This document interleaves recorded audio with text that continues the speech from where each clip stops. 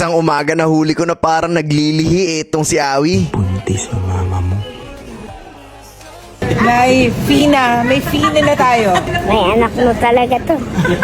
May anak na talaga to. At talagang bagsak na bagsak siya at hirap na hirap tumayo. Magiging kuya na kaya itong si Baki? Isang gabi pagkatapos ng fellowship namin, tignan nyo naman yung suot ng mga bisita namin. Halos makumpleto na nila yung Toy Story collection. Kaya naman kung hindi ka pa nakaka-order, i-click mo na yung link sa comment section para makahabol. Sa pagbili mo nito ay makakatulong ka na malaki dahil lahat po ng kinikita nito ay ginagamit namin para sa mga misyon. Kaya guys, click the link and get your Toy Story collection now. Anyway guys, bago natin ituloy ito ay meron po muna akong gustong i-share sa inyo. Sabi sa Psalm 44 verses 5 and 6, sa pamamagitan nyo ay pinatumbat tinapaktapakan namin ng aming mga kaaway. Hindi ako nagtitiwala sa aking espada at pana upang ako'y magtagumpay. Sabi dito sa pamamagitan nyo, ibig sabihin nasa Panginoon lang ang totoong panalo. Kahit anong galing mo, kahit anong lakas mo, kahit anong natapos mo, kung hiwalay ka naman sa Panginoon ay baliwala ang lahat. Dahil si Lord lang ang nagbibigay ng tagumpay sa lahat ng tao. Napakaraming tao ang bilib na bilib sa sarili nila. Pero kapag ganon, wala talagang pupuntahan, wala talagang direksyon. Ang pinakasinasabi nito, kahit anong gawin mo ay hindi mo maipapanalo kapag malayo ka sa Panginoon. At yung mga panalong akala mong nakamit mo kahit malayo ka sa Kanya ay hindi totoong tagumpay. Dahil ang totoong tagumpay ay hindi naglalaho. Hindi lang basta pang matagalan, pero pang habang buhay. Sa Panginoon ka ba talagang may tiwala? O sa sarili mo? At ikaw ang nakakaalam yan. Sana ay naiintindihan mo talaga ang mensahe ng video na to. Isang hapon guys, sobrang nagtataka ako dito kay Awi. Talaga naghahanap siya ng manggat ilang araw na. So medyo napapaisip na ako dahil hindi naman talaga normal yun sa kanya. Ano ba pag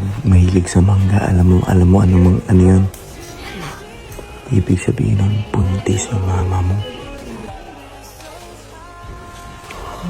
Kaya naman dito, hindi niya namamalayan, unti-unti na namin siyang nilalapitan. Huling-huli talaga, hindi niya may pagkakaila. Dahil ilang araw niya na talagang hinahanap yan. Nakailang mangga ka na? Ba't ka nagkikrave sa mangga ilang araw na, ha? Tingnan mo, puno yan, oh. Oh. Mama, sabi ni Baba, pag kain ka daw ng kain, pig sabihin, buntis ka daw. Tignan nyo guys, sobrang takaw niya talaga sa mangga. At hindi lang yun dahil talagang sinisimot niya. Bakit pakiramdam ko parang magiging kuya na talaga si Baki? Tapos di ba sabi mo, delay ka? Let's go, Bino!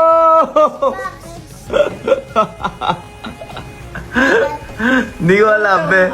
Hindi, feeling ko lang naman. Feeling ko lang ba? Pero sarap na mangga. So na-realize niya hindi lang pala siya one day nagkikrave. 1 week na. Ayun, nauubos. Naubos mo. Hindi ba pwedeng masarap lang? At hanggang mamit na namin itong si attorney sa Tagaytay, naghahanap pa rin ng mangga. May ano na? Nay, Fina. May Fina na tayo. May nakita ka mangga doon, ba't ka natuwa? Hindi, nagulat kasi ako may mangga. Hanggang Tagaytay, mangga hinahanap. May anak mo talaga to. May anak na talaga to.